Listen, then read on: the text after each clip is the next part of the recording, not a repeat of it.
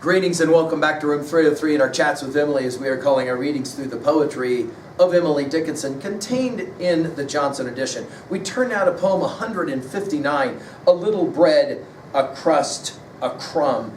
Now, this is another poem about relationships. It's another Sue poem, very much like the poem that we just finished with, 158, Dying in the Night. Our assumptions are that you've been following our stuff at learnstrong.net, down that left-hand side, Chats with Emily, our playlist. I'm hopeful that you've already watched and studied along with our introductory set of comments, and you've already read through the previous 158 poems. If you have done so with us, then you know already that we have been playing around with questions of relationship for quite some time. Now, this is a poem about longing, and of course, longing for a simple, modest relationship with Sue Gilbert, Dolly of the previous poem, 158, is hidden behind, no question, this.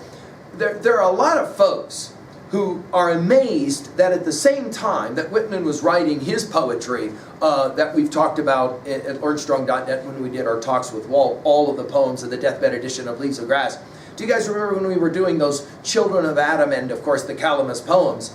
Those poems about relationships and even erotic relationships. Some have read this poem as erotica, and I'm going to leave it to you to decide how you read this poem. Let's enjoy the reading of this one, 159. A little bread, a crust, a crumb, a little trust. A demijohn can keep the soul alive. Not portly, mind, but breathing, warm, conscious as old Napoleon the night before the crown. A modest lot, a fame petite, a brief campaign of sting and sweet is plenty, is enough. A sailor's business is the shore, a soldier's balls. Who asketh more must seek the neighboring life.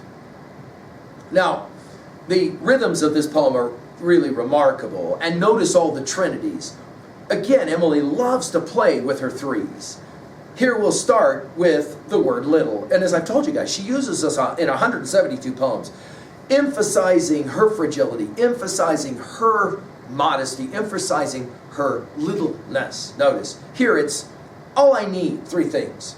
A little bread, a crust, a little bit of bread, a crust, a crumb. That's all I need. I don't need, she's saying, of course, to Sue, I don't need everything. I don't need the full loaf of bread. And then a little trust. And then a demijohn, of course, that wicker holder of a wine bottle. Maybe we're speaking here about homemade wine, right? She uses portly a little bit later to talk about, the size of it all. A little trust, a demijohn can keep the soul alive. It doesn't take much, she says to Sue. It doesn't take much for me to be happy or for me to be content. Notice she says, not portly, mind. In other words, I don't need the large. I don't need to be portly, right, large. But breathing, warm, conscious, back to our trinities.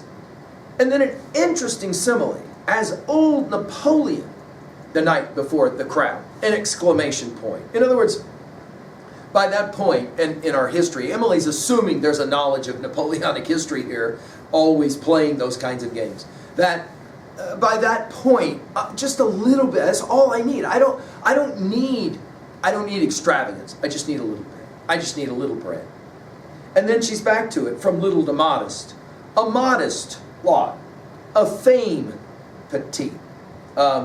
Think about the fact that she uses the word small in 77 poems. It is interesting that here she says a fame petite. It's almost as if Emily is saying, if I can just be with you, it's okay that I'm not known. It's okay that I'm not famous. And of course, the irony of all ironies is that today, Emily, along with Walt Whitman, is considered our two greatest American poets. I find this fascinating. She says, I'm okay with a little bit of fame. Continuing, of course, with the opposite of Napoleon. A brief campaign, she's back to the martial language of sting and sweet. Many have read this as erotica and sexual. Sting and sweet is plenty, is enough. Notice her repeating herself. And then she gives two observations, and it's the sailor and the soldiers. A sailor's business is the shore, a soldier's balls, in other words, cannonballs. Who asketh more must seek the neighboring life. Now, In other words, there's only so much that one can have in one's existence, and we're working now at 2a. That is to say, the best relationships are in fact the simple ones. At 2b, the military language and the kind of equaling it with relational language. I mean, you could call it erotica if you want to, however you read it. I find that fascinating. I also at 3a like to take us back. I mean, I mentioned already Whitman's erotica work of Children of Adam as well as columnists.